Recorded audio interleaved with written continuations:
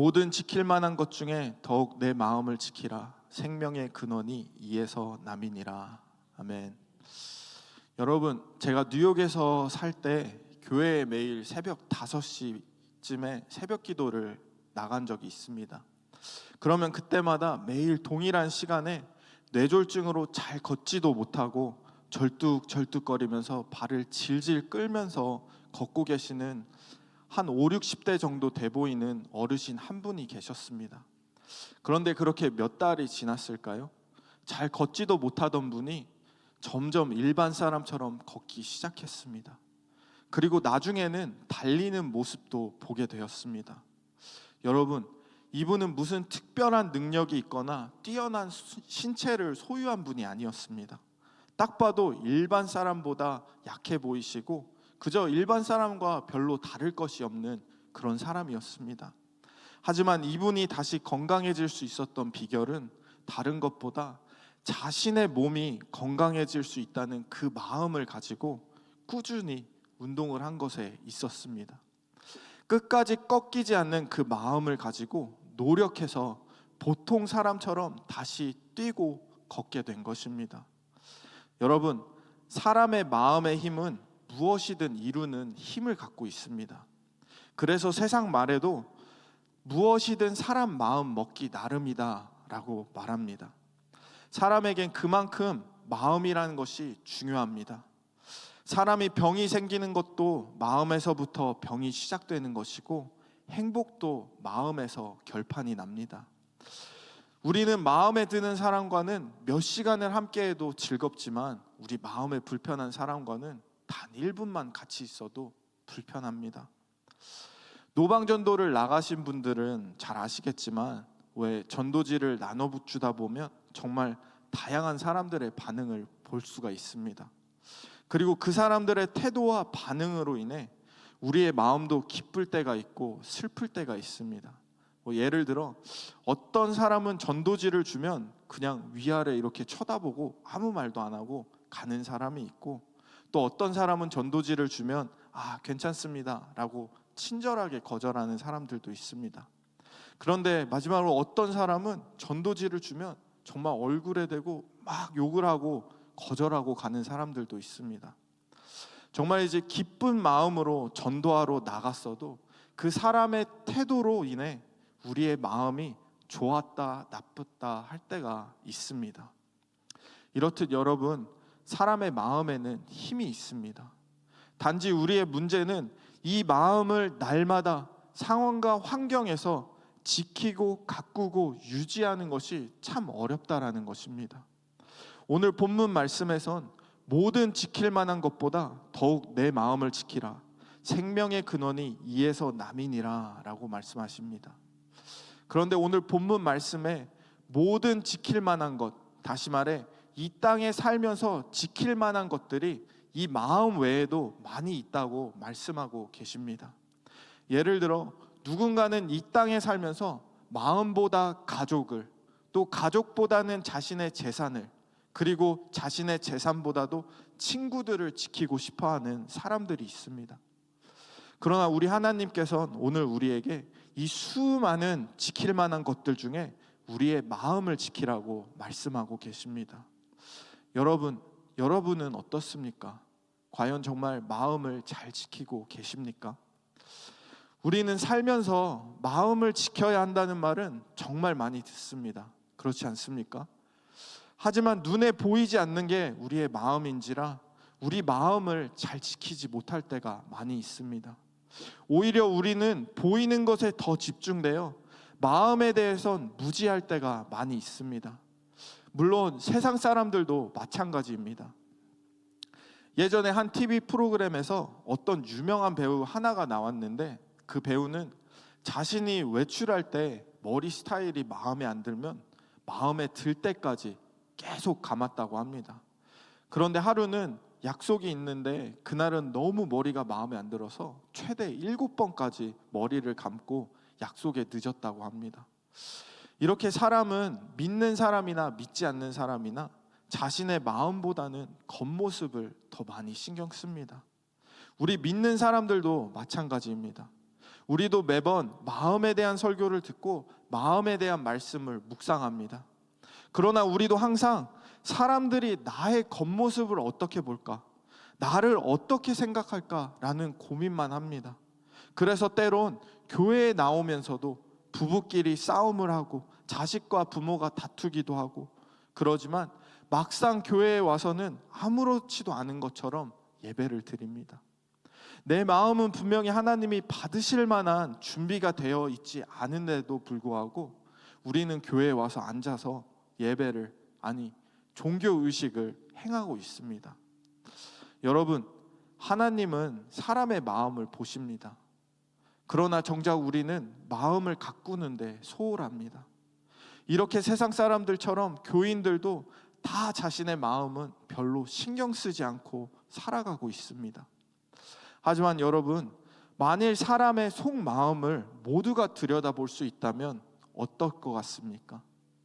그래도 과연 신경을 쓰지 않고 살아갈 것 같습니까? 다른 사람들이 나의 외모를 볼 수 있기에 우리는 어느 정도 가꾸고 살아갑니다. 그것처럼 우리의 마음도 사람들이 볼 수만 있다면 우리는 어떻게 해서든 우리의 더러운 마음을 들키지 않으려고 숨기고 가꿀 것입니다.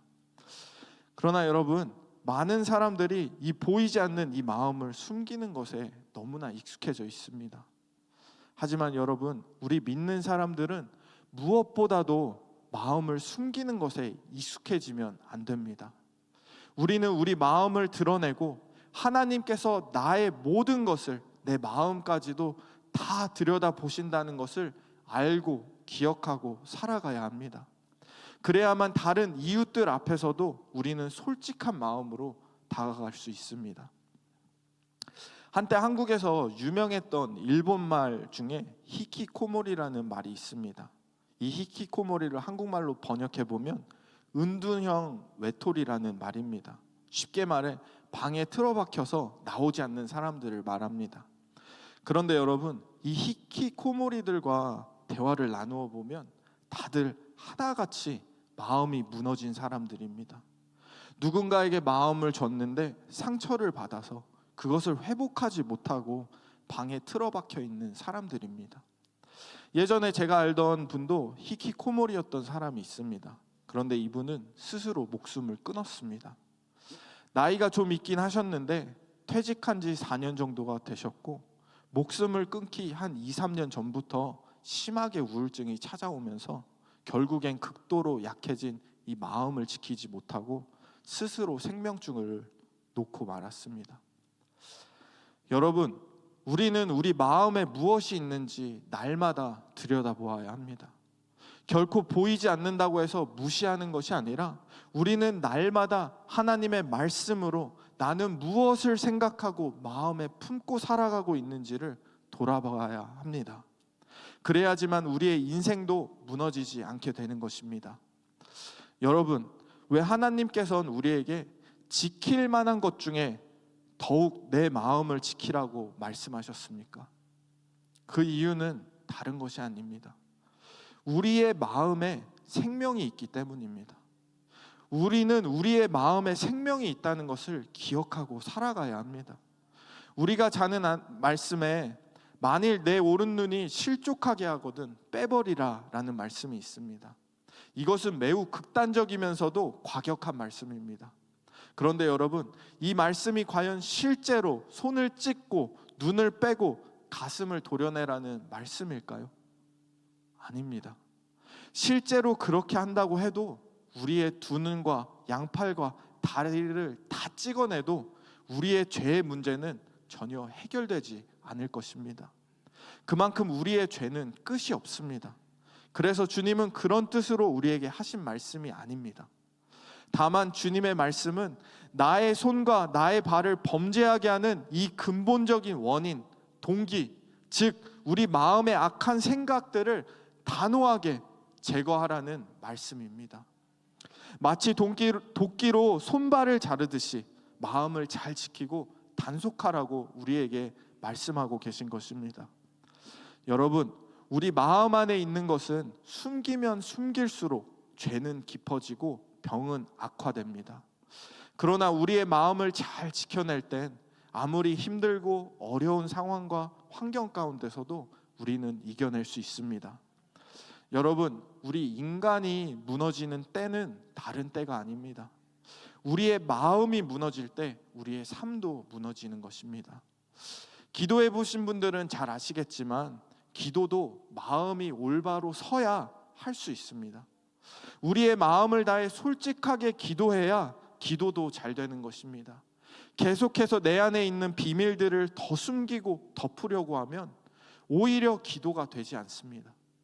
그만큼 우리의 마음은 인생에서도 그리고 믿음적으로도 매우 중요합니다.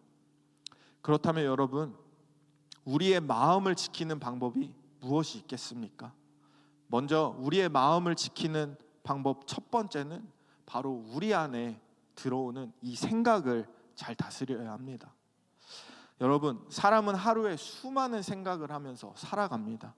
의식적으로 생각을 하는 것들도 있고 자신의 의도와 상관없이 자연스럽게 떠오르는 생각들도 있습니다.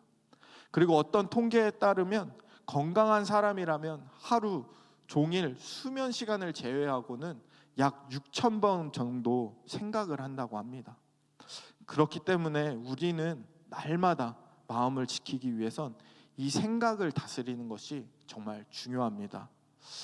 전에 제가 뉴욕에서 사역을 할 때 어떤 집사님 한 분이 암에 걸리셨습니다.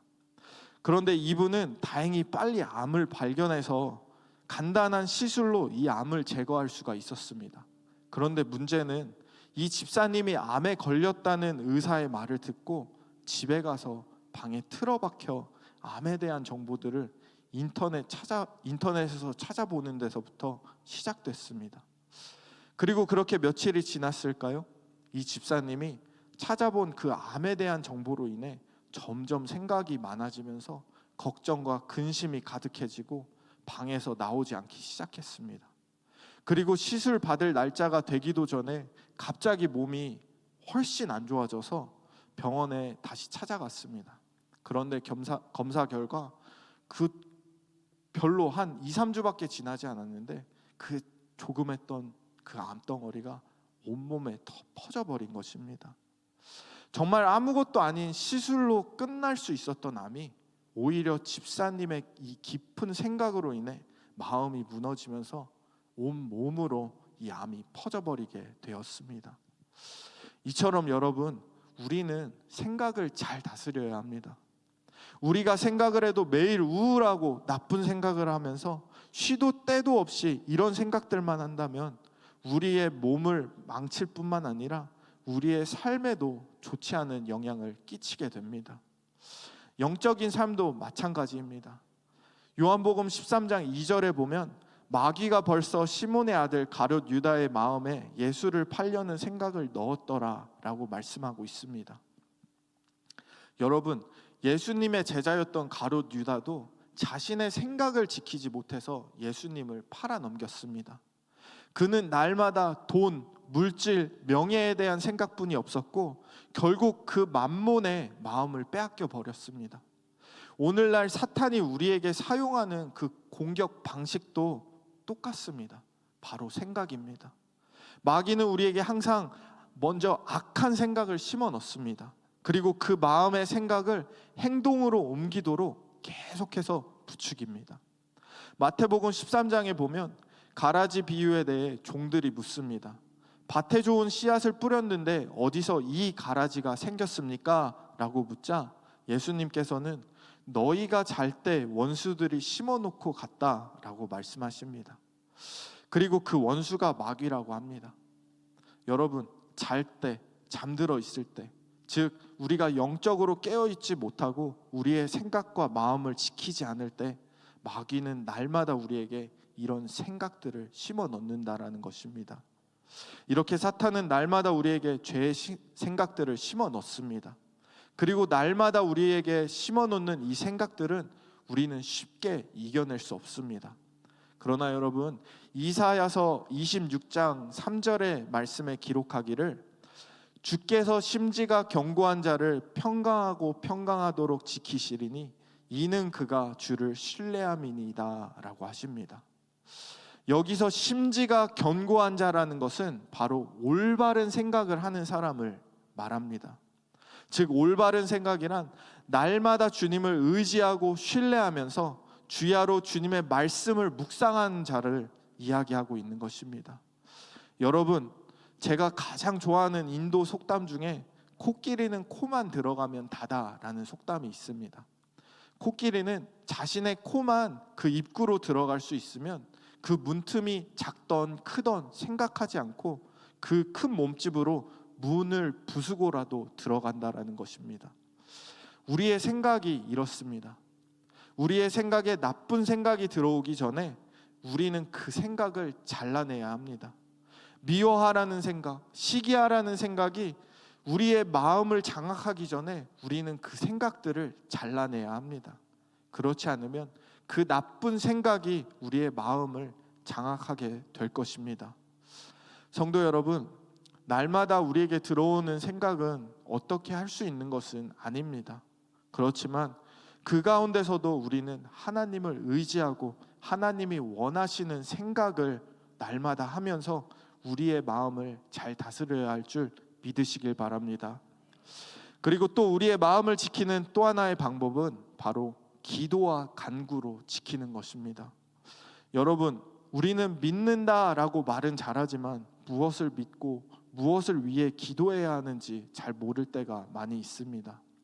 많은 사람들이 내 건강, 내 재산, 내 자식 지켜달라는 기도는 정말 많이 합니다. 그렇죠? 그러나 내 마음과 생각을 지켜달라는 기도는 잘 하지 않습니다.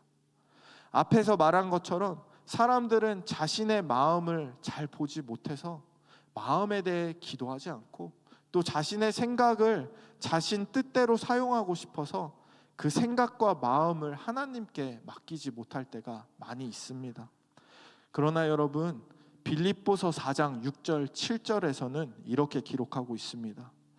아무것도 염려하지 말고 다만 모든 일에 기도와 간구로 너희 구할 것을 감사함으로 하나님께 아뢰라. 그리하면 모든 지각에 뛰어난 하나님의 평강이 그리스도 예수 안에서 너희 마음과 생각을 지키시리라 라고 말씀하십니다. 성도 여러분, 우리는 우리의 마음을 지켜야 하는 것을 안다고 해서 지켜지는 것은 아닙니다. 하지만 반드시 우리는 하나님께 기도로 간구하면서 우리의 마음과 생각을 하나님께서 지켜달라고 구해야 할 줄 믿으시길 바랍니다. 여러분, 우리의 마음은 우리의 생명을 담고 있습니다. 오늘 본문 말씀에서도 주님께서 내 마음을 지키라, 생명의 근원이 이에서 남이니라 라고 말씀하고 있습니다. 사랑하는 성도 여러분, 우리 마음에 생명이 있습니다. 그리고 이 마음의 생명을 살리기 위해선 하나님께 날마다 기도와 간구로 구해야만 합니다. 이 땅에 살면서 온갖 더럽고 추한 것들이 가득해서 우리의 마음에 무엇이 들어오고 나가는지 무지할 때가 참 많이 있습니다. 그러나 성도님들, 오늘 이 시간부터는 우리의 겉모습을 가꾸는 것처럼 날마다 우리의 마음도 가꾸어야 한다는 것을 믿고 그렇게 살아가시길 예수님의 이름으로 축복합니다. 이 시간 마지막으로 한 가지 간증만 나누고 같이 기도하기 원합니다. 제가 고등학교 때 MTD라고 그 마이애미 트레스디아스라는 수련회를 간 적이 있습니다. 교회 수련회라는 것을 알고 간 것이 아니라 하도 방황을 하고 있어서 어떤 분이 여기 제 나이 또래들이 같이 놀러 간다고 그런 모임이라고 해서 억지로 간 적이 있습니다. 그런데 당일날 버스를 타고 간다길래 코치버스를 기다리고 있는데 아무리 기다려도 제 나이 또래 사람들은 한 명도 보이지 않는 것입니다. 다들 아저씨, 아주머니, 할머니, 할아버지들밖에 안 계셨습니다. 순간 이상한 낌새를 눈치채고 빠져나가려고 했더니 거기 계시던 분이 어이 학생, 지금 가는 건 이렇게 가지만 거기 가면 학생 나이 또래들 있을 거야 라는 거짓말을 하셨습니다. 믿기는 싫은데 뭐 어차피 가기로 한 거 에라이 모르겠다 그냥 가자 하면서 버스를 탔습니다. 그런데 또 이상한 게 갑자기 핸드폰을 달라는 것입니다. 핸드폰을 달라는 것도 수상했지만 이미 버스를 탔기에 뭐라고 하지 않고 하라는 대로 했습니다. 그런데 역시 도착하니 젊은 사람은 한 명도 없었습니다. 진짜 이곳은 놀러 온 것이 아니라 3박 4일 수련회 장이었습니다. 정말이지 아침, 점심, 저녁, 아침, 점심, 저녁, 기도, 찬양, 말씀, 기도, 찬양, 말씀. 정말 말씀도 밥을 먹으려면 말씀도 매일같이 외워야 되고, 아침에는 또 새벽 5시에 일어나야 되고, 또 저녁 집회는 또 저녁 12시에 끝났습니다. 그렇게 매일 아침, 점심, 저녁, 아침, 점심, 저녁, 말씀, 기도, 찬양, 말씀, 기도, 찬양 하게 되니까 어떻게 됐을 것 같습니까? 처음에는 정말 불편했습니다. 당장이라도 여길 뛰쳐나가야겠다 하고 나가봤더니 숲밖에 없습니다. 어디 나갈 길이 보이지 않아서 그냥 포기하고 그냥 순종했습니다.